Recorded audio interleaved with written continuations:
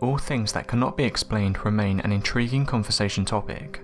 The true creepiness of the world is that despite all of our advanced technology, there's still so many unsolved mysteries. So from a girl who claims to remember details of a past life to mysterious lights seen above Brazil, here we have 5 unsolved mysteries.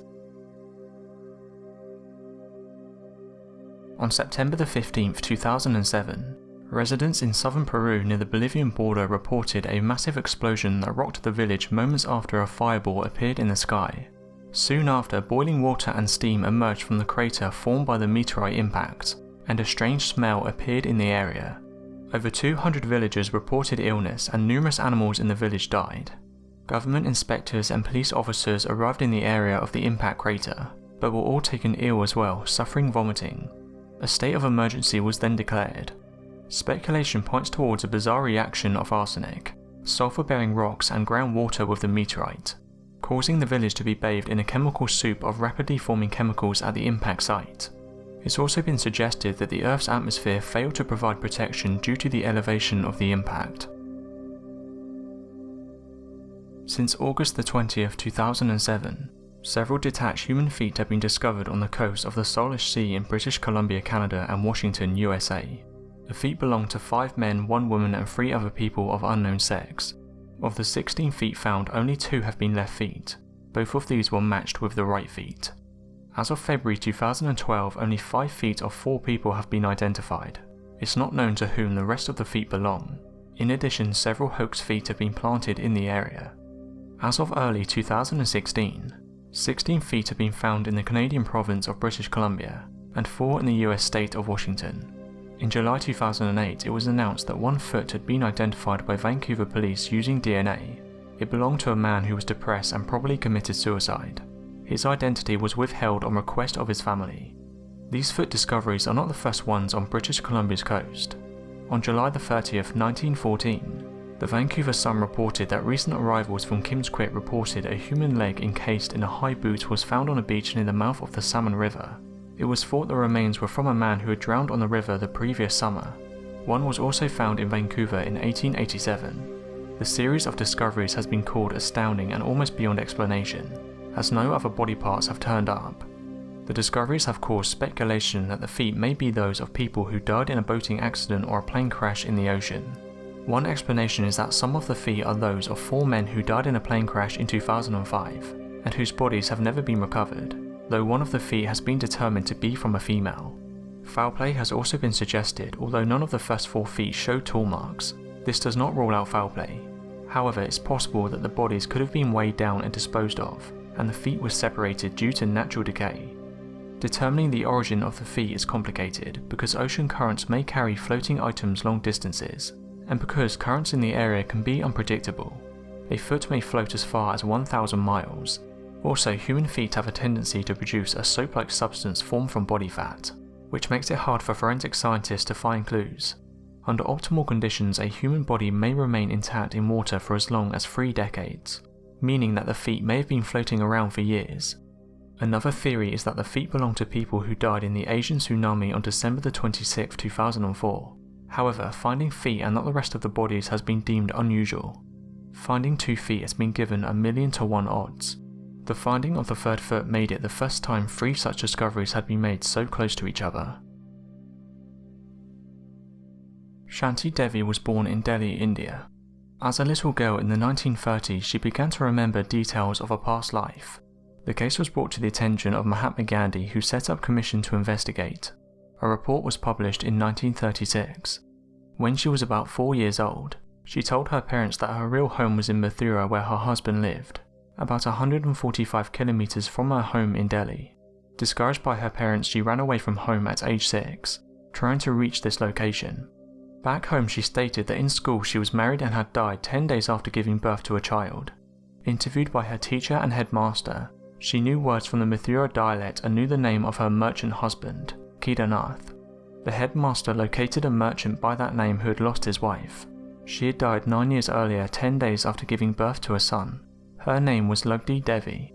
Kedar travelled to Delhi pretending to be his own brother, but Shanti immediately recognised him as Shanti Devi's son, as she knew several details of Kedar's life.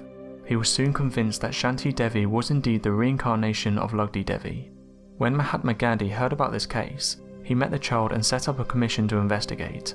The commission travelled with Shanti to Kedar's home, arriving on November 15, 1935.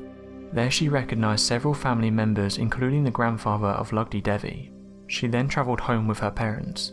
The commission's report concluded that Shanti Devi was indeed the reincarnation of Leavy Devi. Shanti Devi did not marry. She told her story again at the end of the 1950s, and once more in 1986 when she was interviewed. In this interview she also related her near-death experiences when Leavy Devi died. She even gave 24 accurate statements matching confirmed facts about Leavy's life. Shanti Devi is one of the best cases of children's past life memories to ever be recorded. Chupas are mysterious objects or UFOs, allegedly seen at night in the eastern forests of mainly Brazil. They are described as smaller metallic-like objects that fly above the treetops. Since most people in the area are poor, they often go out during the night to hunt for food such as deer. To do this, they climb up in trees to await their prey. It's often during this period of waiting that hunters claim to spot the Chupas. When they are seen, they are claimed to emit a bright white light. Instead of being just unidentified objects or lights, they are alleged to be lethal. In some cases, people claim to have been hunted by them. It's claimed that this often results in all kinds of pains for days, sometimes years after the experience. In 1997, numerous UFOs were seen in many cities across Brazil. The UFOs fired light beams at people, causing injuries and sucking blood from 400 witnesses. Due to the shapes of scars found on witnesses, local residents named them Chupa Chupa. It's also been claimed that some people have even died from the alleged lethal beams emitted by the Chupas, and that some hunters have tried to shoot at them with no effect.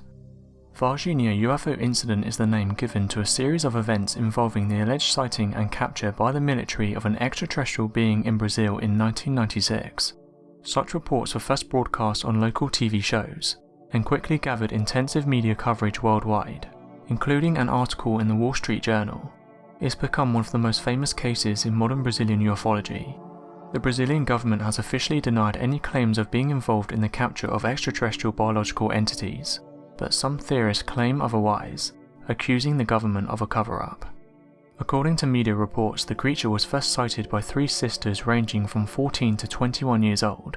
They allegedly saw the creature in the afternoon of January the 20th, 1996, a biped about 1.6 meters, with a large head and very thin body, with V-shaped feet, brown skin and large red eyes.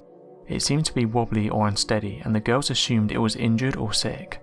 The sisters said they fled and told their mother they had seen the devil.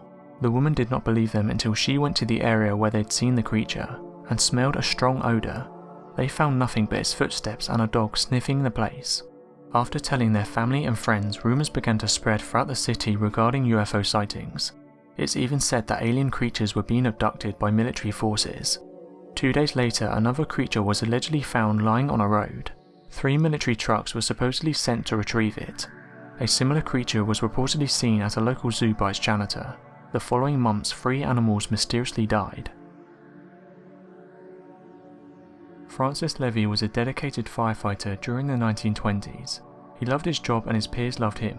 He was a pleasant man, always ready with a smile and a helping hand. On April the 18th, 1924, Francis's colleagues became aware of a change in his demeanour. Suddenly he was an unsmiling, grunting guy washing a large window at the Chicago Fire Department, not looking at anyone or talking. After a few minutes, Leavy suddenly announced that he had a strange feeling, a feeling he might die that very day.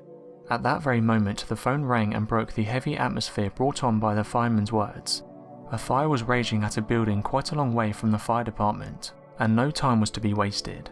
In just a few minutes, Francis and his fellow firefighters were on the scene, assessing the situation and helping those trapped on the top floors. Everything seemed to be on track to rescue everyone from the building. Then suddenly the flames engulfed the lower part of the building and the roof caved in. As soon as this happened, the walls came crashing down, pinning many people under the rubble, including Francis. His grim premonition came true. He lost his life that day trying to save others. The very next day, trying to come to terms with the loss of Francis, his colleagues sat at the firehouse thinking about the events of the previous day. Suddenly they noticed something strange on one of the windows. It looked like a handprint smudged onto the glass. Eerily, it was the very same window that Francis was busy washing the day before. The firemen cleaned the window again, but the print refused to disappear. For many years the handprint remained on the window in spite of chemicals used to try and remove it. The strange mystery remained unsolved, but came to an abrupt end when a newspaper boy threw a paper against the window in 1944, causing it to shatter into pieces. So that was 5 unsolved mysteries. Thanks for watching, and don't forget to subscribe for more countdown videos.